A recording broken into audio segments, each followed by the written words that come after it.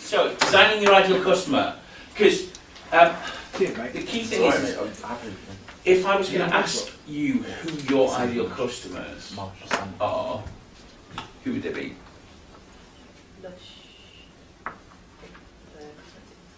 Okay, lush. Interesting. Good work. Have you spoken to them? I'm putting a presence in the meeting. How very exciting. Oh, yeah. Fantastic stuff. How about the rest of you guys? Found you. Do you know who your ideal customers are? I use Twitter better. I know who's There's reading that my much on book. there as well. And who's that? Age range, wouldn't it? S-Mosh by. Anyway, like this, but under the age range as well. Okay. I'll Lovely. take that quite So quite quickly. which is sort of 35 to 55. 35 to 55. What kind of socio-economic grouping? I don't know that. Okay. Is there a way to find out? I don't know. Do you have a mailing list? Oh, that would be the way to find out. Yeah, if you've got a load of people who are buying your stuff, give them some free stuff to get on your mailing list, and you have them. It's called, owned resource. And then you can talk to them as much as you want. The reason why all of you are here is because I've met you all before, either virtually or in the flesh. That's how powerful mailing lists are. You don't have to nobody advertises anymore. Now, You do that. the thing about ideal customers, the answer I hate with this is that when who's your ideal customer? And then people go, everyone. And then I have to punch them. I'm not fucking joking. Because, yes, it's possible that you can sell to anybody with money, but it's unlikely. What you'll have is you'll have a curve like that, right? Where you will have, let's say, your main customers, women 35 to 55, this sort of you. Yeah? That'll be that there. Okay? And then you've got some outlying men who might like your stuff for whatever reason, and then some other demographic. Attempting to change these is hard. Yeah? If you can have an idea of who your ideal customer is, then it makes it much easier to talk to them. If you were a bunch of 16-year-olds, I wouldn't be talking about posh school and rugby. I wouldn't be. I'd be talking about something else. Yeah? If I was talking to a bunch of very old men or women, I'd be talking about much more slowly, probably swearing less. Is that possible? Swearing less, because it's when you know who your customer is, when you know who you've got in the room, when you know who's listening, you have to use the right tone. It's really important for you guys talking to brides. Right? Brides need to be indulged, but not given too much rain or they turn into a nightmare. What talking about? Exactly. They like guidance. Exactly, they like guidance. to be indoors as well. Captive choices, rather than what would you like, you ask them, would you like this, this or this? Yeah, easier. Because you missed a bit on real pay choices before. So, designing your ideal customer. So who is your audience? There are a number of ways we can look at this, and most people get this bang dead wrong, because they only look at part of the information that they need to look at. So, there are many different iterations of this. Yes. Many different iterations of this about demographic information, about how old are people, where do they come from, where do they live, what kind of education did they have, what kind of job do they have. Yeah, and then there's a kind of empathy map, which is the next generation. The thing that you've got in your handouts is the kind of the generation after this, which I think is significantly better. And I designed it, so of course it's going to be better. But what the empathy map does is tries to get you to think about the person inside the demographic. Because 35-year-old married lady from Liverpool could be anything from crack hoe junkie to soccer mom with 5 kids. So if anybody wants this, I'll send them a copy of it. It's freely available on the internet. So what this is, it looks at the people about what are they thinking and feeling, what are they hearing and seeing, and what are they saying and do, what's the job and that, what pains are they having, and what gains are they after. Yes? So this is about the kind of person inside it. So what I'm going to ask you to do is consider who this person is for you. Like, yours is really interesting. You're kind of second generation business owner. I love that. It's really insightful, brilliant. So the next stage on from this is my ideal customer information is broken down like this. You've got this kind of in your handouts, which is about, you start off with the demographic information, which is basically the nuts and bolts of the actual physical information that they have. And then the psychographics, what kind of person they are. The buying habits, information sources, and necessary narrative in the moment of need. So I've translated this into a little kind of handy worksheet for you guys. So and I've kind of made a nice little list and everything. So demographics, this is obvious, everybody knows that. Age, sex, where they live. Psychographics, that's about what goes on in their head, what they value, what they hate, what their desires are, what their needs are, the difficulties and fears. Buying habits is really interesting, because how often do they buy what you're selling? You know, things like Lush, they're not going to be revamping the shops that often. But when they do, big things. Can many men actually walk into Lush, because I can't? I can barely walk past it in the street. I love the products. It used to be Cosmetics to Go, like 25 years ago, run by, what do you call him? Somebody Constantine, that's right, I keep thinking Nightingale. Constantine, who's like the Willy Wonka of that kind of stuff. Great company. Gives me the biggest headache ever. Great company. Used to do everything by post. Phenomenal brand. Buying habits. So how often people buy what you sell? Yeah, it'd be kind of interesting for you guys because it's a luxury product rather than a need product. Okay, there's also two different kinds of, I don't kind of cover it in this thing, but there's two different kinds of income you need to think about. Strategic income and discretionary income. Okay, is that, okay, if it's strategic income, if I say, okay, you spend 100 quid with me now, and with the stuff that you spend with me now, you will earn £500 later on, that's a very easy sell. Yeah, because it's strategic. Yeah.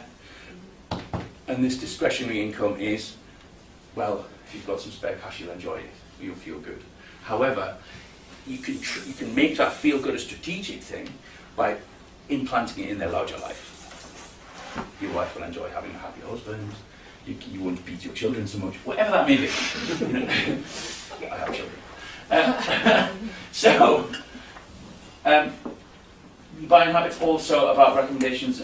How can you build in recommendations and social proof? So like we were talking about before, about the residential, about here's some people who've been on it before. Yeah. Where do people look for their information? If you think about this person, okay, 35 to 55-year-old ladies, where do they generally find information about books? From the friends, usually. Okay. Where else? From the media, generally. Which media? Television, radio. Which TV? Radio 4. I'm thinking Richard and Judy, actually. Then say Richard and Judy. Yeah. Okay, because that's the one I was thinking of. Richard and Judy. Yeah. There'll be a couple of other blah, blah, blah, blah, blah. So you will need to find a way of putting your information in front of those, rather than putting bus shelter adverts or some such. Yeah? So you need to really think about where people look for the information, because if you're advertising in newspapers to 15-year-old children, you're never going to see it. Anne's got a fantastic example of this about Vauxhall courses that she uses in her fantastic talk available at the Northern Lights Networking on the 14th. It's going to be great. Next Tuesday, it's going to be great. About, she even gets her knickers out, which is really good. Which is about this thing. I'm not going to tell you the story, but it's basically, go and see Anne, she's amazing. About having the wrong kind of message in the wrong place. Because they're advertising small hot hatches in a way that people who buy small hot hatches don't read. So I won't spoil the story any more than that. So, but it's a really great example. And come and see Anne talk next week. I'll be there. It's going to be great. And then these are two things which are kind of new. I'm kind of playing with them. The notion of a necessary narrative is whatever purchase you buy is you need a story to justify it. Simple. Whether or not you have to justify it, whether or not the person you sell it. If it's business to business, that's going to be somebody's boss. Okay. If it's to a people, they may have a significant other that they have to justify the purchase to, or they may just have to justify it to themselves. The more you can give them the necessary narrative, the more likely they are to buy it, especially if it's business to business. If you know what they're going to have to convince their boss of, right? If you know what they're going to have to convince the husband of for getting a live band rather than a DJ.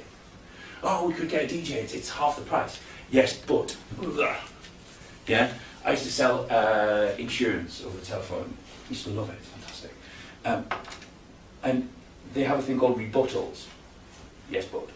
Oh, it's too expensive. Yes, but when you consider if you break it down over these days, blah, blah, blah, then it works out, it's really affordable. Yes, but, well, if you die, yeah, it's too expensive, still too expensive. Yes, but if you die in the next 2 years, then your husband will be left with funeral costs and all that kind of stuff. No, but it's too expensive. Yes, but think about the effect that you'll have on your children if you die without any kind of information. You know what I mean? So you have a story to tell them. And when you're doing your marketing, you need that story. If you're trying to sell to accountants, what's their necessary narrative? Is it about effectiveness? Is it about improvement? Is it about the wheels won't fall off? Is it about money? Because it's never about money. Yeah, there's an obligatory clause that if somebody goes, oh, it's too expensive, and you go, well, if it was the price you wanted to pay for it, would you buy it? And they'll go, oh no, but it needs to be. Yeah, because it's never about the fucking money, never. So once you get, if you use kind of a obligatory clause, then what they'll do is they'll tell you what it actually is. Usually that they're not actually in the market for something. So, does this make sense? Give us that last sentence again, please. Usually because they're not in the market. Anyway, they're just shopping. They're not trying to buy. Yeah, especially for stuff what you do and what Sarah does, which is quite high end and expensive. If anybody starts talking to you about money, just say, okay, if I could do it at the price you want, would you buy it? And then you'll find out what it actually is. Okay. Thank you, Seth Godin. And the other one to think about is the moment of need. If you were all drowning right now, I would find it pretty easy to sell you a life raft. If you were all hungry right now, I'd find it easy to sell you a sandwich. Yeah? However, if you ain't hungry, you don't want a sandwich. And if you ain't drowning, nobody wants a life raft. What's the moment of need for the thing you do? And how can you put your message at people's moment of need? This one's hard, but very effective. You're kind of there with that. It's like you're the person they call when they run out of clever. Yeah. I was just thinking, well, I wasn't thinking that, but I was thinking we sold most of our stuff and everything's gone to shit and they're fitting somewhere out. Like the last club we did, they ran out of, they couldn't do like half the stuff and they just couldn't get suppliers. And we do not do half the stuff we did. Yeah. You just pull it out your ass and find all sorts of supplies Exactly. and stuff. You're the guy they talk to when they run out of clever, when they run out of other stuff. Yeah? Because that's their moment of need. Shit, you can't open a club that's half empty. Then they come back to you next time. That's not what you do that anyway. Exactly. Yeah? But it's the initial moment of need. Yeah?